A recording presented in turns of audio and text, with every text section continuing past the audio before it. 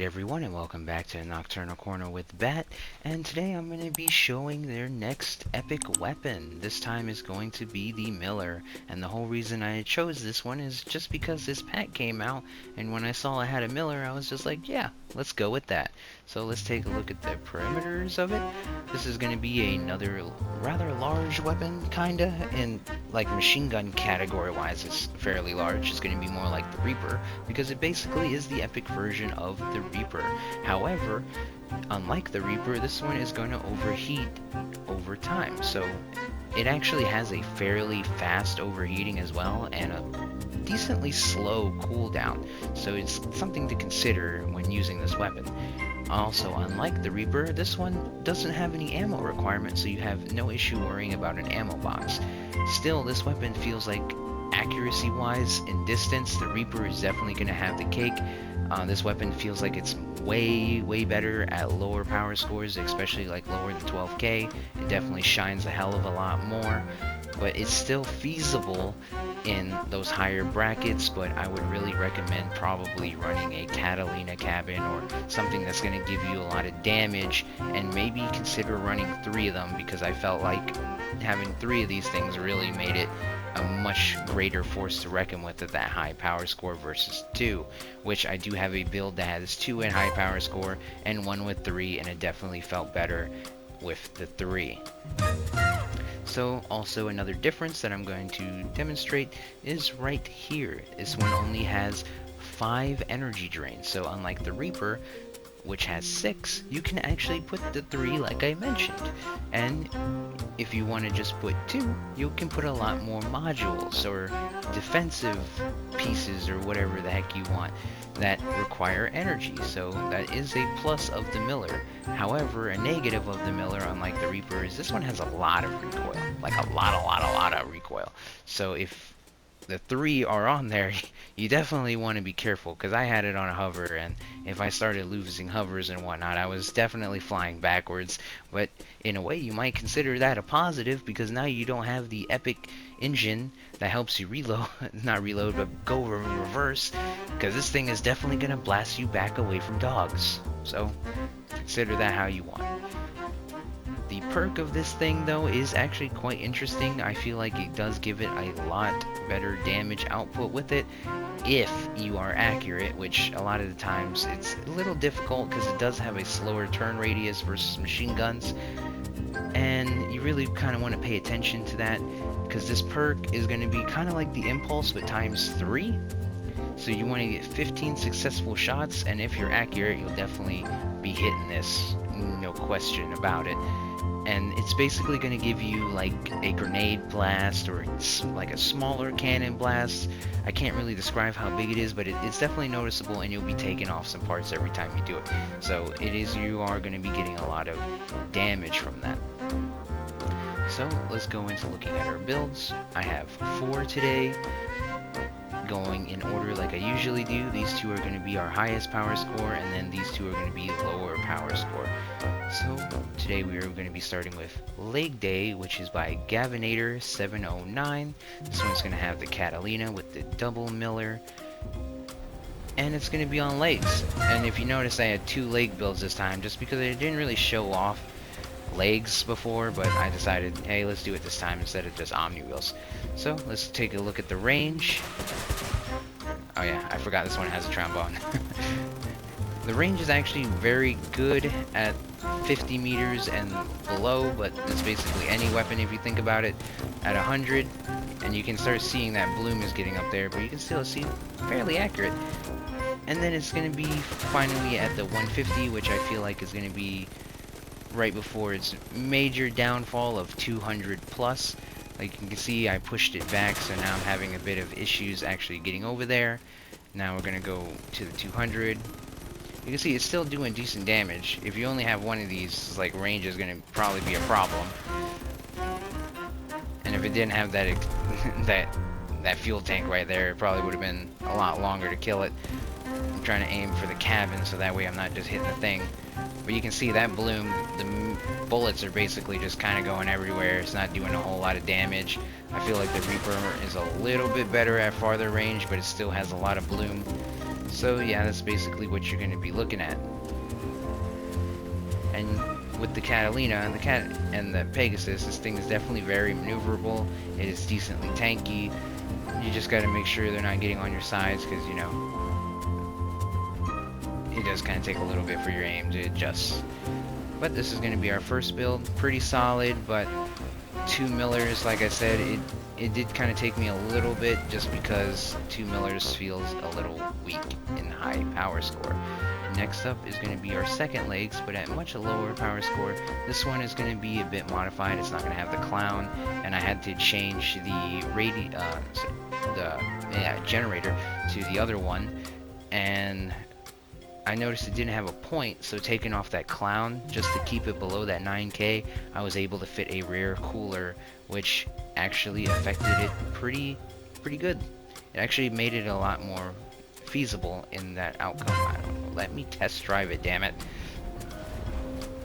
This is going to be using the Hug-In cabin, so it's going to give it that cooldown, which it definitely needs. I mean, the impulse of this thing. You won't really see that with the big heavy builds, but if you do play in that low power score, you can definitely be seeing vehicles flying around. But you can see even with the Hug-In, you definitely want that cooler, because the cooler helps a lot, actually. Yeah, see, still a little bit slow, but definitely a lot better than what it initially is.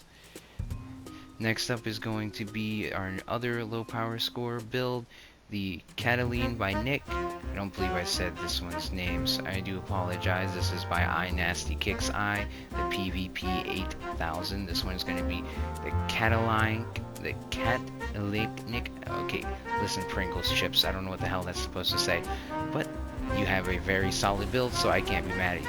This one I also had to modify though, because I didn't have all the racing wheels or that little common radar. I didn't really replace the radar though, but I did change the back 4 wheels to chain wheels just to keep the performance up.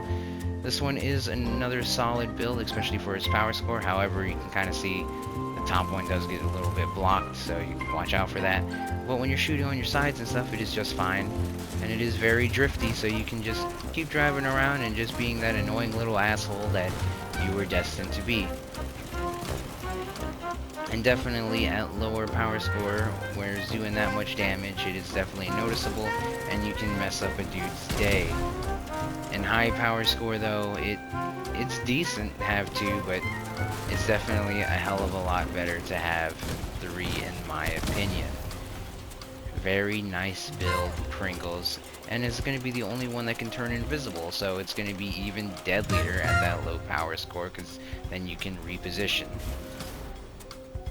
Finally is going to be the one-shot framed by Venom I'm pretty sure that's how I think he's trying to say it.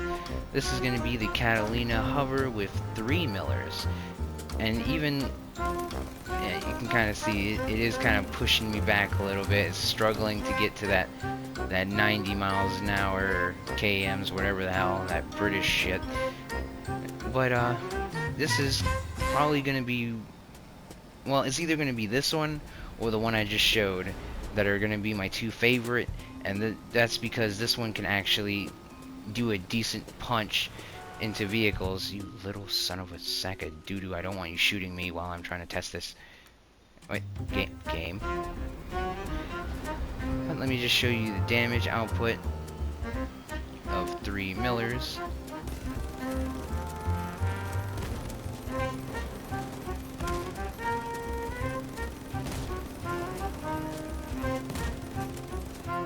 And to be honest, I think when you're using the millers, like you can see right there, that's pretty solid. And that was with 2 Catalina perks too, minus that 15%, so it's going to be it was a little bit weaker than normal. But the reason I think you should use the Catalina or like a humpback or something that's actually going to give you damage, is because it definitely feels like you're going to be needing that damage at that high power score with this weapon. Lower power scores, like something like below 12k, you can definitely like run with it, but it is kind of, it is noticeable. Like I didn't feel like I was contributing too much to my team while running specifically this weapon, but if you have like some god aim and whatnot, maybe you'll have a different opinion compared to me. But I'm just trying to build my stacks up right now while talking. And one of the things I kind of want to say this weapon kind of made me feel like is, you might not get this reference, but basically you have like your echelon, and we're gonna go with the wedge formation. You're gonna have like the pointer man in the front. He's gonna have just like his basic rifle. He's usually a new guy. Then up next in the back of the wedge is gonna be like a diamond shape. You're gonna have like your heavy weapons guy and the team leader. So that way the team leader is not in the front or back and he won't just be picked off right away. And then you're gonna have one of your more experienced guys in the back. So that way he's also protected more than the pointer man, who usually is the first one to go. And it's kind of a grim way to look at it, but that's, you know, you don't want to lose your best guys.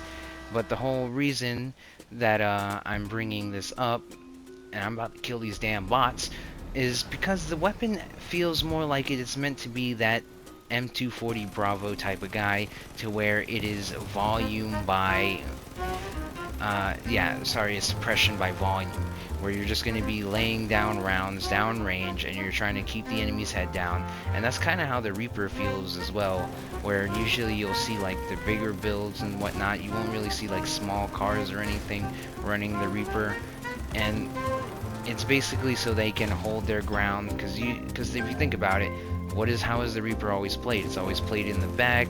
It's just shooting you at distance. It's trying to suppress you by volume, and it's basically just trying to make sure that you have your head down and you can't push up without sustaining casualties.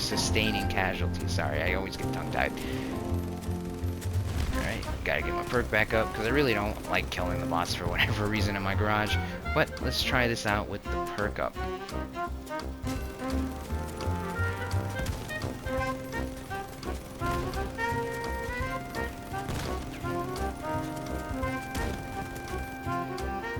And like, look at that. That's nearly 5,000 damage, which is going to be very, very good when you're going up against, you know, things like legendaries, things like relics, because, you know, everybody and their mama has like a scorpion nowadays, or a breaker. So this is why I'm saying run probably the Catalina with the Miller, so that way you're not just getting completely hammered. But at the same time, you're going to be seeing the way I'm playing a lot of the times is I'm just staying behind my team, trying to give that, basically that fire down range behind them, suppressing the enemy, trying to get them to move, or they're going to start shooting at me because they're just feeling that damage coming out. And if they just sit there and take it, that's when this weapon is going to start doing damage, because they're allowing me to. Anyways, that's all I'm going to say. If you're going to be trying out the Miller, just try to be prepared for it, because it is going to be a bit of a different playstyle. You can do like builds like I showed you with the low power score one, where you drive around them in circles. But since it is a larger weapon, and even though it has that 400 plus durability, it does feel like it's rather easy to be peeled off of your vehicle, sadly. So that's something to take into account. Anyways, I hope you find your favorite spot on the ceiling and while you're watching this video. And if you do enjoy the gameplay, please consider leaving a like and subscribe. And I will be seeing you guys tomorrow night. You have a great rest of your night, guys. Take care.